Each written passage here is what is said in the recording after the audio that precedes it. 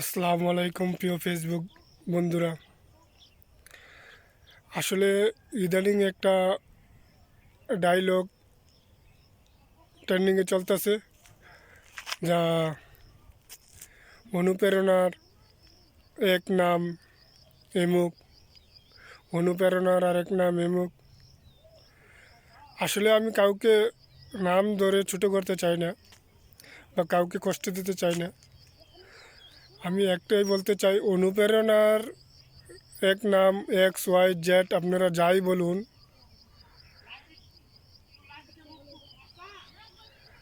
অনুপ্রেরণা তাকেই করবেন যা থেকে কিছু শিক্ষা নিতে পারেন। তো বিশ্ব দরবারে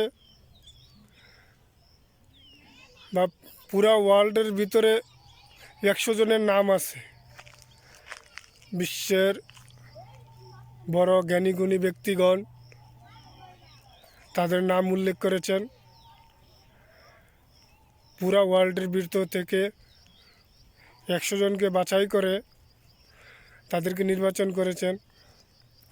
তার মধ্যে 1 নম্বরে আছে আমাদের মহানবী হযরত মুহাম্মদ সাল্লাল্লাহু আলাইহি সাল্লামের নাম 1 নম্বরে আছে। এ থেকে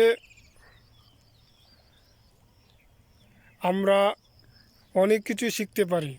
যেমন এই নামগুলো কোনো মুসলিম দেশ থেকে নির্বাচন করা হয় নাই বা কোনো মুসলিম সংগঠন থেকে নির্বাচন করা হয় নাই। এই নামগুলো নির্বাচন করা হয়েছে পুরা ওয়ার্ল্ড থেকে, পুরা জাতি গোষ্ঠী থেকে, পুরা ধর্ম থেকে। যেমন হিন্দু, খ্রিস্টান, বৌদ্ধ, ইহুদি, মুসলিম সব ধর্ম থেকে নির্বাচন করা হয়েছে। তার মধ্যে 1 নম্বরে আছে আমাদের নবী হযরত মুহাম্মদ সাল্লাল্লাহু আলাইহি সাল্লাম, যিনি পুরা বিশ্বের এক নজিরবিহীন। তিনি শুধু আমাদের মুসলিম জাতিকে শিক্ষা দিতে আসেনি দুনিয়া, তিনি এই পৃথিবীতে এসেছেন পুরা জাতিকে আলোকিত করার জন্য।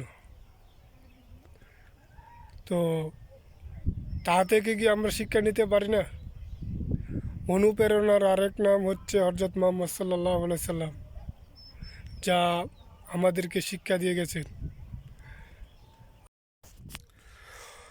অবশেষে একটাই কথাই বলতে চাই, যদি আমরা অনুকরণ করি, তাহলে আসুন আমরা সবাই মহানবী হযরত মুহাম্মদ সাল্লাল্লাহু আলাইহি সাল্লামকে অনুসরণ করি, যাতে দুনিয়া ও আখিরাত আমাদের সফল হতে পারি।